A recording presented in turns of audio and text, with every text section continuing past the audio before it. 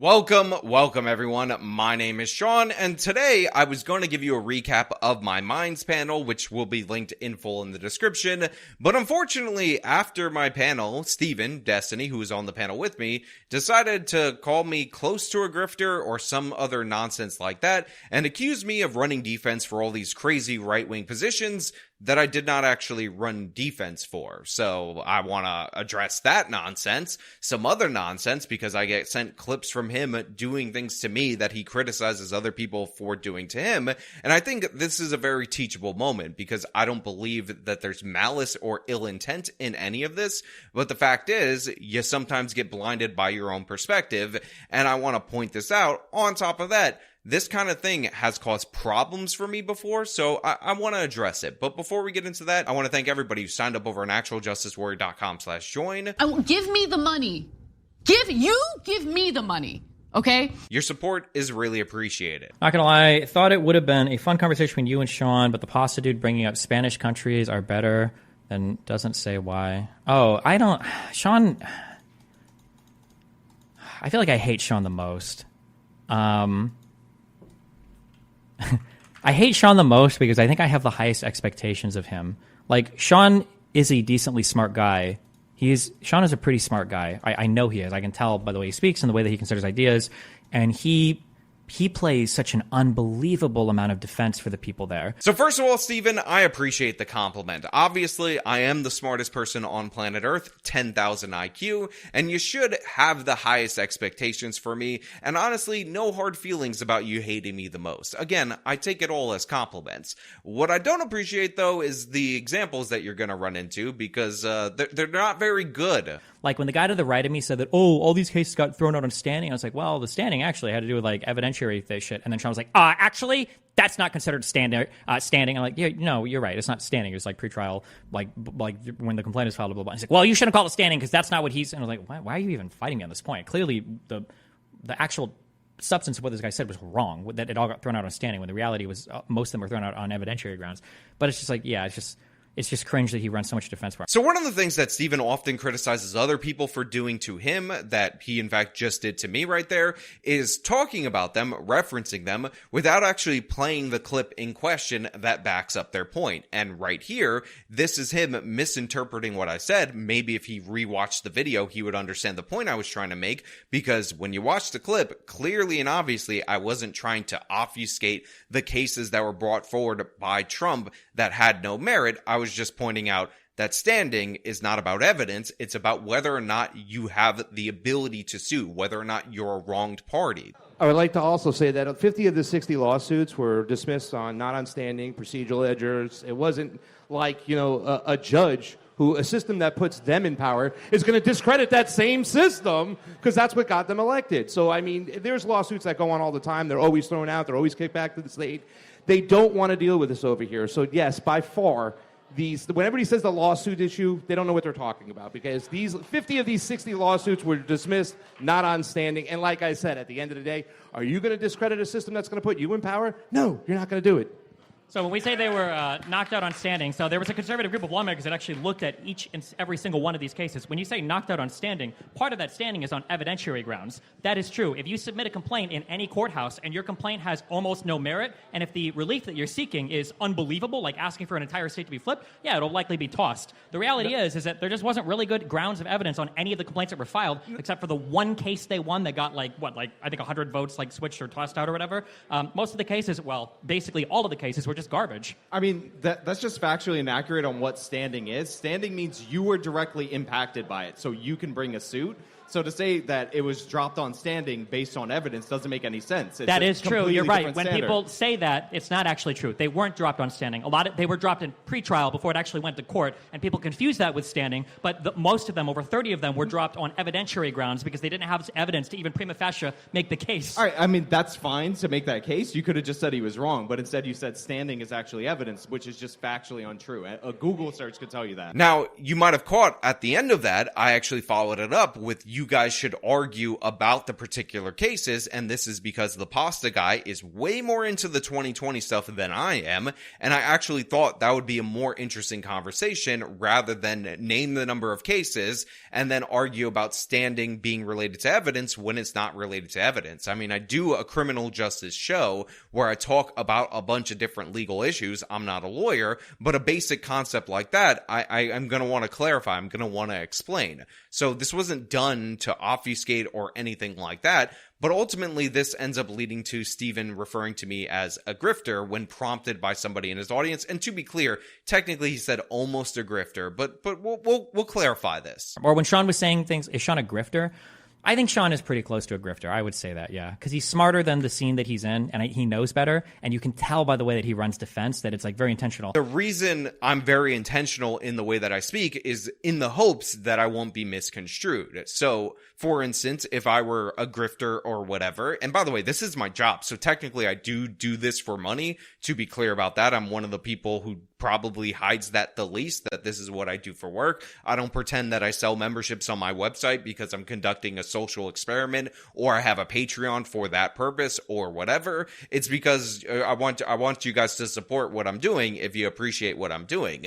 But during the course of this conversation, of this debate, I took a very unpopular position among many people in the Trump camp, and it's the position that I always repeat anytime the issue of 2020 comes up, which is William Barr was absolutely correct when he told Trump that his campaign needed to set aside money in order to challenge these laws before the election. And I criticized Trump and, in fact, blamed Trump for not doing so. Because it's not like there was somebody stuffing the ballots or anything. They changed the rules and the laws and how the elections were conducted in public. So in Pennsylvania, their constitution forbid mail-in voting.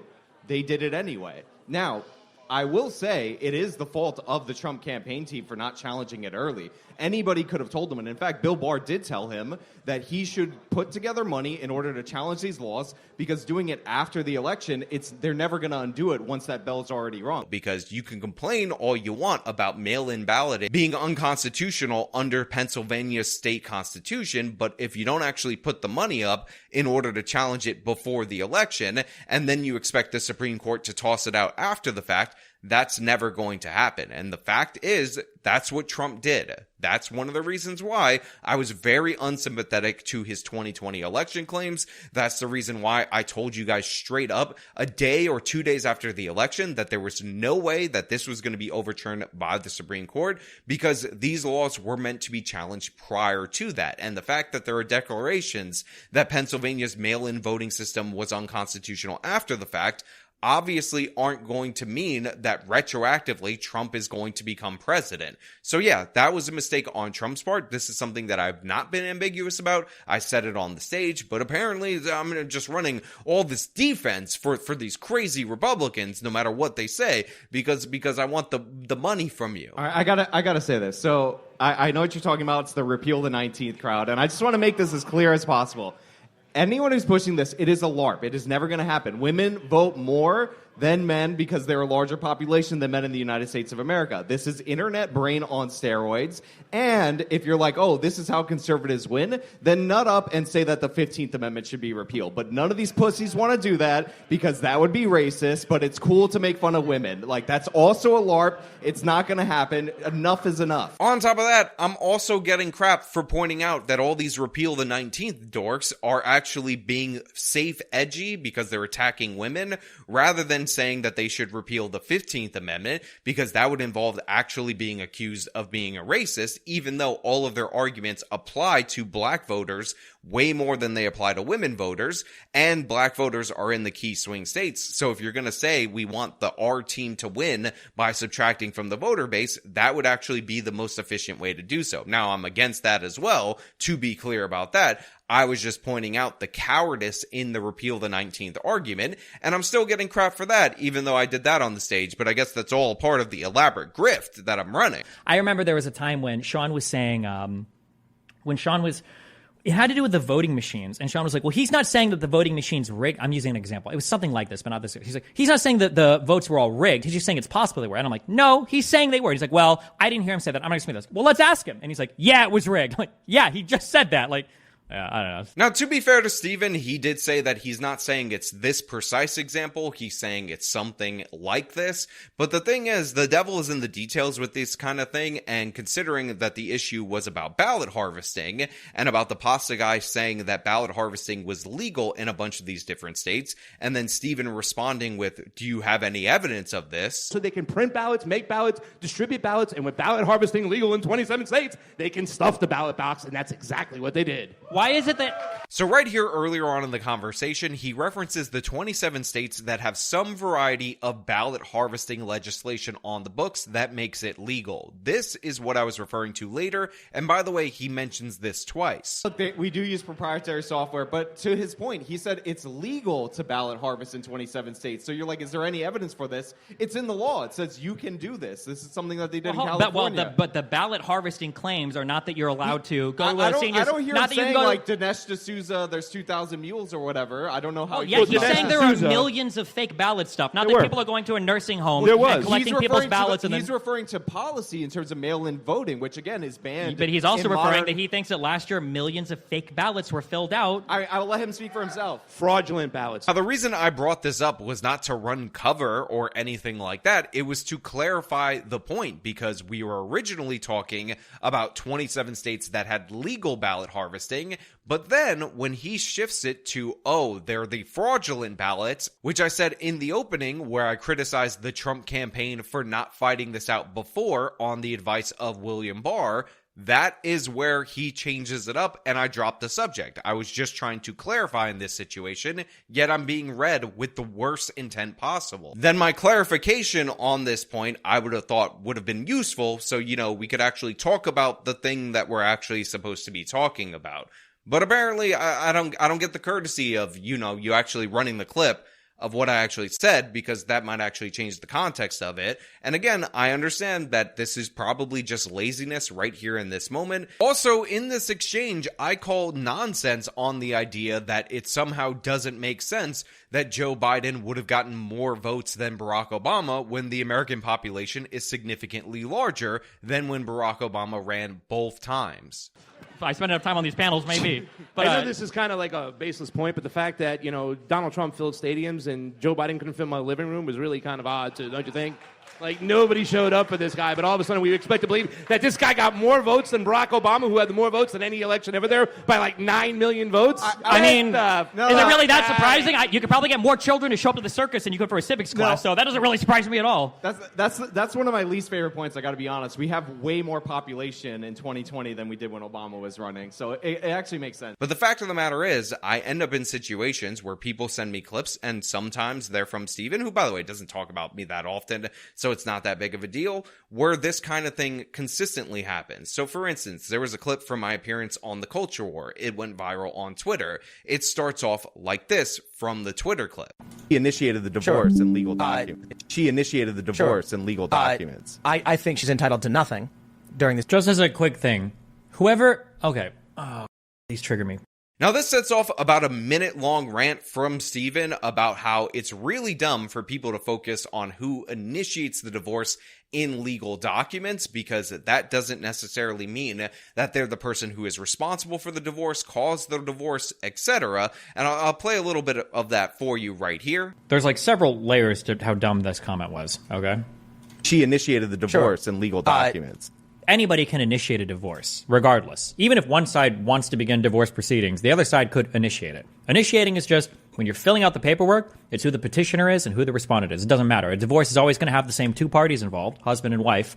It doesn't matter who the petitioner is. It doesn't matter who initiates it. It doesn't matter, okay? Number one. Number two, just because somebody wants to do the divorce doesn't even necessarily mean it's their fault. I like how people will go to like, oh, well, whoever initiated the divorce is the one who wants the divorce or the one who caused the divorce. Like, that's a really reductive way to look at things, right? Let's say that I have a wife and I start shitting myself all day because I'm bored, and I start throwing it all over the apartment because why the f*** not? And then my wife divorces me, right? Is that her initiating divorce because she just wants to leave the marriage and she's abandoning her husband and abandoning the sanctity of marriage? Or is it my fault for spraying shit over it? Like, it's such a weirdly reductive way to view relationships. I don't understand this, like, whoa, initiated, blah, blah. Like, relationships take two people. And the reason I find this to be particularly annoying is because that was the exact point that I made. I mean, even in the beginning, when you hear me say, yes, she initiated the divorce in legal documents with that caveat, would lead you to believe that maybe if you brought the clip back maybe 30 seconds or something like that, then it would completely change the context. She initiated the divorce in legal documents. She initiated the divorce in legal documents. I think she's entitled to nothing for, I believe she initiated the divorce. She filed, but like, remember, she filed after Crowder had already hired a lawyer and moved out of the house and cut her off financially. So, like, technically, she initiated the divorce in legal documents. I think she's entitled to nothing. Now, again, I also made a follow-up video to that appearance where I explained in great detail that 80% of divorces are initiated by women stat is completely fake, debunked a whole bunch of other red pill divorce-related stats because I don't hold the positions that are currently being ascribed to me in this moment in time by Steven, and I didn't expect him to watch that follow-up video. But you could have just sought out the clip and brought it back 30 seconds rather than go on a rant and portray me as somebody who's in the red pill camp in terms of the person who files for divorce, definitely 100% the guilty party in that particular scenario, as if nothing else preceded that. And the thing is, normally I let this go. I mean, people say nonsense about me all the time. I mean, I get called a racist every day on the internet. It's almost like people are greeting me with that word at this point in time. But the fact of the matter is, this does end up having consequences because some people don't actually watch my videos. They don't actually get my context. They end up going based on what other people say. And this has actually cost me appearances before. I'll give you an example of something that this almost cost me. So, when I was going to be on Culture War with Emma Vigeland, I actually got a call from Tim Pulse Booker, who's a friend of mine, Lisa, great person, by the way, and she called to say that Emma was really upset that they were trying to book her opposed to somebody who talks about the transes nonstop, who makes their whole channel about transgender issues. Now, I almost never cover that issue, and the reason why is because outside of sports and children, and even not that much in terms of those categories, I don't find it all that interesting. I don't care what adults do, what procedures they get, or anything like that. And it's not really one of my issues, but that almost cost me that appearance based on somebody who is not Steven, by the way, who definitely was acting maliciously, spreading all this nonsense behind my back on the left-wing side and feeding that information to Emma. I'll let you guys guess who I might have debated in the past that was probably behind that. But a lot of the time in these particular situations, it doesn't go that way. A lot of times I get a call up about positions that I've never taken, about issues that I've never or almost never talked about, and then the other person ends up canceling the stream or the appearance or the whatever, and it's all because people end up taking information out of the context, out of what I actually said, what I actually intended, or going based on rumors, and it's situations like this that allow it to spread. On top of that, the reason why this annoys me even more is that I actually paid to go to this event, which is something that I never do. Typically, when you go to these events and you're a speaker, your flight and your hotel is covered. But for whatever reason, the flights to Austin were ungodly expensive. For me and the fiance, I spent about $1,800. And just to clarify, before anybody makes this suggestion, this is a standard ticket. I was sitting in what is called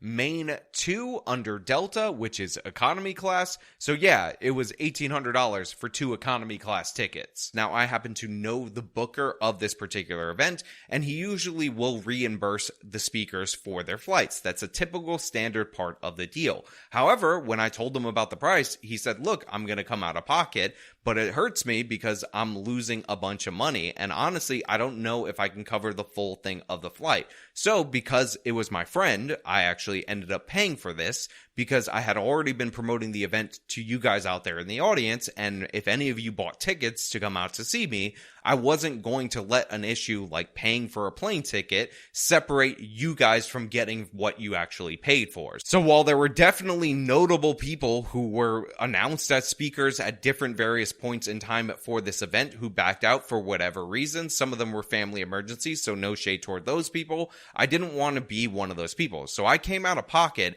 and actually paid to go. And by the way, one of the reasons why I did that on top of that is because Jimmy Dore was going to be there. And I wanted to ask everyone everybody knows the questions that I wanted to ask Jimmy Dore given the opportunity. And by the way, for those of you who are wondering, I did in fact get to meet Jimmy Dore and his wife in the green room. However, I didn't get to ask him the questions that I wanted to ask him because Jimmy was also here for the event, and my plan was to actually, not ambush some guy and start an argument in front of his wife, because that's not a decent thing to do, and instead try to talk to him after he finished his set, because he is somebody who came here to do the event as well. The event is not all about me, so I waited for that opportunity and didn't even get a chance to approach him later on. So essentially, I dropped $1,800 in order to ask Jimmy Dore a couple of questions, and I didn't get to do so, and now I have Steven referring to me as a grifter for things that I've never said. Now look, of course, I had a fine time. I was able to hang out with my friends, meet some of you, but it's really obnoxious to have this come from Steven, who I don't think I've ever gone out of my way to be disrespectful to. In fact, when a lot of people were using his own personal situation in order to clickbait videos, I didn't want to do that to him, so I just didn't cover it because that's his personal business. And on top of that, I ended up running into an organizer after he was confronted by Alex Stein, where I explained the situation between Steven and Alex Stein, because while I don't have an issue with Alex Stein at all whatsoever personally, I've seen him confront Steven and say the same things to him, I think at like 3 separate events. And he's kind of made it clear that he doesn't want to share a stage with Alex, so the organizers should probably honor that if they expect him to keep coming to the events. Now, somewhere in all of that mess, maybe you can only see it if you're wearing Steven's special contacts, I was grifting and taking all these crazy right-wing positions and defending all these crazy people for that sweet, sweet grifter cash. And if you can clarify those points for me, Steven, and tell the person to send me a check to my P.O. box, it will be linked in the description, I'd really appreciate that, because if I did all that grifting for all that grifting cash, I would at least like to be paid. Now look, even though I'm annoyed by this, the fact of the matter is, being called a grifter is part of the game. This is something that is going to happen to you if you make content on the internet.com. One of the more annoying moments of that happening was actually during the course of this month, where we were raising money under Anna Kasparian's name for a 9-year-old girl who was murdered, and somehow me donating 3 times what that video was expected to make is part of the grift. It's the grift, raising money for them, which, by the way, I'm going to link that fundraiser. You guys did an excellent job in supporting that, and I really appreciate it. I said it before, and I'll say it again. You guys honor me when you follow up with stories like that and help the victims based on my coverage, so I really do appreciate that. It's one of the best ways to show your appreciation for this channel, is to actually take positive action in this world. But point being, no matter what you do, you're going to be labeled this. But I expect a little better from Steven, not that he's my friend or he owes me anything, because he uses the very same tactics that he criticizes other people for using it against him. And I actually have never done this to him at all whatsoever, so I don't appreciate it. On top of that, I don't appreciate the downstream consequences that this kind of crap has for me, and why I don't do as many appearances as I would want to do, because yeah, I would love to have debates, conversations, or whatever, but I don't like having to have those things canceled at the last minute or people back out, because I totally defended a crazy position, or I hold a position that I don't actually hold. Now, like I said at the top, and I will repeat again, I don't read bad intent in this particular situation. I just think this is a combination of laziness and bad assumptions. But, correct me if I'm wrong if you guys find any bad intent or anything down in the comments below. As usual, if you like this video, you can show them by leaving a like, subscribe for more content, follow me on the social media, support me via the support links in the description of this video. This has been me talking about some of the nonsense post mines. Till next time.